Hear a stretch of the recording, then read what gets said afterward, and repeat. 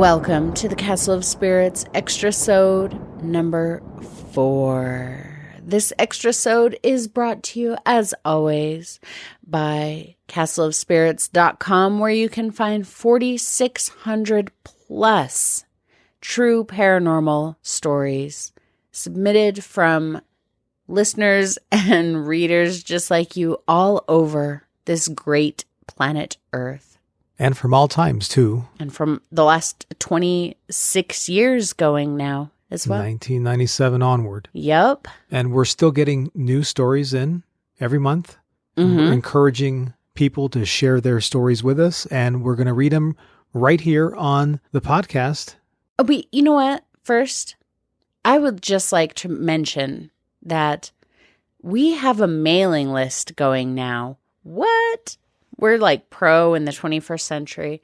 So if you are interested in getting a little email from us every once in a while, just us. We don't sell your information. That's just rude. And we don't send a lot of emails, but you can pop on over to castleofspirits.com and sign up for the mailing list. And we will send you little updates when we have new episodes, or we're going to be doing like some polls and contests and stuff that will be exclusive to our email subscribers. So for reals, guys, get on that. Polls? Like stripper polls? No. Nothing quite so luxurious. Like voting polls, but not the political kind. Oh, that's too bad. Anyway, it could be good still. It will be great. It's going to be a lot of fun. What do we have on tap tonight? Tonight we are basically following up on podcast episode number 18, the Haunted Hollywood episode, the official title being 3 Men, a Baby, and a City of Ghosts. Yes, and Hollywood. That's right. And in Hollywood tonight, we have more stories for you from the website. Well, now let's just say that, yeah. So we went on to the story archive on castleofspirits.com, and we punched in the word Hollywood into the search, and a bunch of stories came up that say Hollywood. However, that doesn't mean that all of our stories actually take place in Hollywood. One of mine uses the word Hollywood in the story. I think the other one takes place nearby Hollywood, but all right. That doesn't count. Sorry. Am I going first or are you? We tossed a coin. Did we toss this coin? You keep saying we tossed a coin, but I never see a coin. And the audience won, and you get to go first. Oh, he's always making me go first. Okay.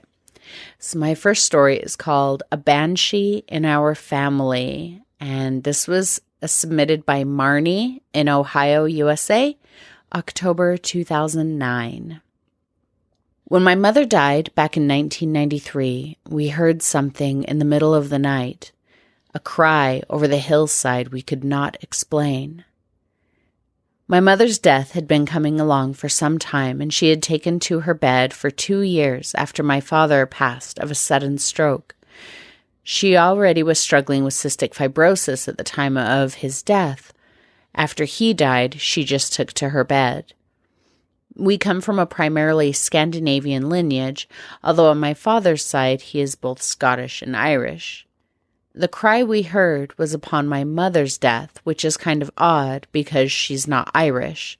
So, Vince, for you or any of the people listening who might be confused by that statement, saying it was weird because my mother wasn't Irish, banshees, is a spirit who cries out. It's a very mournful, loud cry that they hear when someone dies. That comes from Irish folklore. And she was saying that her mother wasn't Irish, but her father was, but this happened on her mother's death. So I get it now. Continue. Wow. On the night she died in June, my daughter and I were sitting in her bedroom with the windows open, talking, when all of a sudden we heard a sound like a wail or a cry that literally echoed over the hillside. We lived in California at the time, in the Hollywood Hills, and we were surrounded by trees and quite a bit of nature. Our house was fairly remote. It was just one cry, and it was loud and long. It seemed to travel from afar, over and past our house, then faded away. It almost sounded like an animal crying, but as soon as you heard it, you knew it was no animal. It had an eerie, preternatural quality to it. It sent a chill down our spines. "What was that?" I said. "Was that an animal?" "I don't know," my daughter said. She was only 11 at the time. We drifted off to sleep that night, finally, after speculating on what kind of sound that was. 2 days later, Grandma died. Another odd thing about my family on my mother's side, after doing some research on death messengers, I remembered that before my grandfather died, my grandmother, who's Swedish, saw an owl in the window that startled her and made her scream. He died like a day later. Owls are traditionally sometimes considered death messengers. So, Vince, I found that story really sad and spooky and chilling, but also, I'm pretty sure I've told you this before, but I remember that on the day that my grandmother died, I was driving to work. And I didn't know that she was ill enough to be that close to dying. And I was driving to work, and as I was getting on the freeway, it was the strangest thing. It was, daylight. It was, I could see everything. But as I was getting on the freeway, I noticed just off the side on the right-hand side, there was a dead owl on the side of the road. It was a big owl, like I was going slow enough because I wasn't yet on the freeway, and it was big enough and right there that I recognized that's an owl, a dead owl on the side of the road. And probably not an hour later, so like right after I got to work, I got the phone call that my grandma had died. And so that really struck a chord with me, this about the owl that she saw. Wow. And there's Irish in your family, huh? You're not Scandinavian. No, there's some Irish, mostly Scottish and Italian, apparently, from the new DNA test. But yeah, a little less Irish than I had expected. But we don't have any Banshees as far as I know, so. There are probably some tucked away somewhere. I mean, I could be a Banshee for all I know. We have not yet ruled that out. And we have not.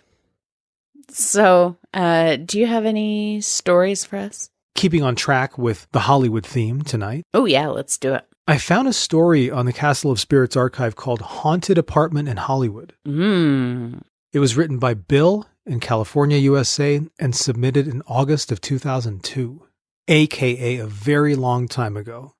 Hello, Bill. I hope you're still out there and you're listening. This is your story, Haunted Apartment in Hollywood. It starts out just like this. My wife and I had moved to Hollywood, and we made the mistake of moving into a building that didn't suit us. It was too noisy.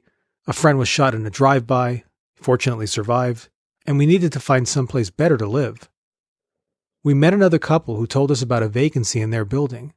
It was a small apartment building with just 8 units, but the apartments themselves were very large, with intricate moldings and beautiful hardwood floors. It sounds lovely. The building was designed with a Spanish style, and the original owner was a world-renowned crooner who had built it for visiting band members or cast members depending on his project at the time. We lived here happily for a time. Then one evening, someone was shot right outside our front door. I helped the man, and he survived, but we had a very large window that we spent evenings sitting by, and my wife or myself could have been easily shot. See, these are the things they don't tell you about Hollywood. It is a kind of a frightening place. Beverly Hills, beautiful. Hollywood itself, Yeah, I don't think I've ever been there. I've been. It so happens that the couple who lived over our ground floor unit were getting married, and they were moving up north. So we jumped at the chance to move upstairs. We loved the building. But we were warned by them that some weird stuff went on there. Ooh. And so it begins. I mean, if they warned me, some weird stuff happens up there, I'd be like, move out right now. Mama's bringing her stuff up as we speak. I'd be there for that. I mean, it's not gunshots. Right? So it's probably better. Right? It's just a ghost. We're cool with that. We went to the couple's beautiful wedding and reception, and then we went home to our ground floor apartment. They were moving after the honeymoon. That night, we heard a terrible argument. A woman upstairs was hysterical and screaming about not being loved by the man, who we assumed was also there, although we could only hear her. That was a short honeymoon phase. Right? After a while, it seemed to be over, so we drifted off to sleep. The next day, I asked another neighbor if they'd heard the terrible fight, but he said no, and that the apartment was empty. No one was staying there, and the couple was away on their honeymoon already. Mm-hmm. As a matter of fact, he was feeding their cat. So we went in, and I had a look around, and the only one there was the cat. Does the cat have a name? Come on, Bill. You know us. We need to know the cat's name. All right. Is it Mr. Skittles? Let's give him a name. I think it's Mr. Skittles. Mr. Skittles from Hollywood. Okay. Mm-hmm. Despite our feelings of caution, we moved into that upstairs unit. As soon as we did, strange things began happening. Both my wife and myself would hear our names called out. Ooh. But it was never either one of us or anyone else who we could see. Our cats would sit in the foyer and stare at one place and occasionally play as though someone were dangling a string, but the space was empty. I mean, cats kind of do that. Cats are weird. They see things that aren't there, or maybe they see things that are there that we can't see. Exactly. But I'm upset that Bill did not give us the name of his cats. Oh, so his now we have cats, to name those probably Pumpkin and... Algernon. Yeah, Algernon's a good cat name. My wife and I are happily married, but in this apartment we argued often, and there was a sense of anger that I cannot describe. The previous tenants came back for a visit, and they told us of their experiences, and after the knowledge we gained of the apartment, it then became a very unpleasant place to live. Yeah. I would imagine, right? Mm-hmm. I mean, a ghost is one thing, but like changing the dynamic of your family, that's another thing. So he goes on to describe the things that went on. Things would be lost and then show up after a time. Drawers would open on their own. We would both be awoken in the middle of the night to see a white mist forming at our bedroom door. Not good news. Not good news. Go back downstairs where they're shooting. No. Still better than gunshots. We never looked into the mirror late at night, knowing what we might see. What would they see? I have no idea. As time passed, the spirit became more and more oppressive. We tried burning certain incenses that we got off a spiritual shop, but it only helped for a short time. Finally, we had enough, and we moved. It turns out that in the 1930s or 40s, a young woman was in love with a married man, and he decided to end the affair one night after a terrible argument. He left and was killed in a car accident. Oh. She then killed herself that night in the foyer of that apartment just outside the bedroom door. So that's that story. Is Haunted Apartment in Hollywood, Bill, in California, August of 2002. That's great. Thanks, Bill. Have you ever lived in a haunted apartment? If so, we want to know all about it. No, I asked you. Oh, me? Yeah, you. No, I lived in one apartment and you lived there with me, and it was not haunted, except by the guy downstairs who would snore really loud and then like violently thrash in his sleep and then continue snoring. Yeah, that was an experience. That was distressing. Those were the nights when we would drift off to sleep listening to live Art Bell shows. Wake up in the morning 3 hours later, ready to go for a full day of work. How did we ever do it? I don't know. All right, I have another story for you. This is my last story. This one does not take place in Hollywood. I think it mentions Hollywood in a strange way. Cheap. But it takes place in Australia, the motherland of the castle. So yes, that's all right. But also, Vince, I really liked this story. Just a little bit of a build up to it. I liked this story because it kind of reminded me of a very light Ambrose Bierce story. Oh, yeah? Yeah, and we're big fans of Ambrose Bierce. We are. Here at the castle. If you're not familiar with Ambrose Bierce, for shame, get on it. Anyway, this story is called Visitations or Manifestations, and it was submitted by Gerard in WA, Australia. I think that's Western Australia. Sure. November of 2000. Firstly, to cut a long story short, I have always felt susceptible to foreign presences, but I used to just put it down to an overly avid sense of imagination and a gift for acute imagery. Look at that right there. He already writes like Ambrose Bierce, kind of. This guy's got it going on in the storytelling department. He's a little florid, which I enjoy. I should be the biggest skeptic in the world, having had a tertiary education in science, but as with most people who tend to enjoy pushing the barriers of the fringe, I have an open mind. Tertiary. He threw out the big $20 words. All right, I'm liking it. Yep. Keep going. Let's go, Gerard. Self-validation in my mind depends also on the environment where the happening, the demeanor of the persons additionally present, and the state of mind of the observer, etc.